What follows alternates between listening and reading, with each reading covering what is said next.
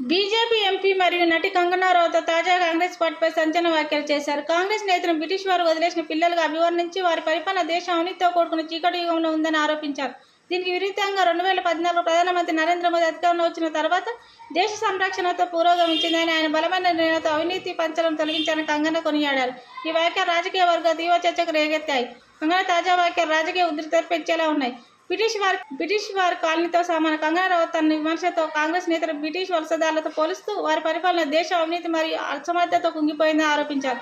కాంగ్రెస్ నేతలు బ్రిటిష్ వారి వారసత్వం కొనసాగిస్తూ వారి పరిపాలన దేశ అవినీతి కేంద్రంగా మారిందని ఆమె పేర్కొన్నారు. ఈ వ్యాఖ్యలు కాంగ్రెస్ పార్టీ యొక్క చారిత్రక స్వతంత్ర ఉద్యమ నేపథ్యాన్ని విమర్శిస్తూ రాజకీయ లక్ష్యాల కోసం ఉద్దేశపూర్వకంగా చేసిన దాడిగా కనిపిస్తున్నాయి. కాంగ్రెస్ నాయకత్వంలో 2A కోల్గేట్ వంటి కుంభకోణాలతో విమర్శలకు ఎదుర్కొన్నప్పుడు కంగనా యొక్క ఈ ఆరోపణలు అతిశక్తి కూడిన సాధారణంగా ఉన్నాయని విశ్లేషకులు అభిప్రాయపడుతున్నారు.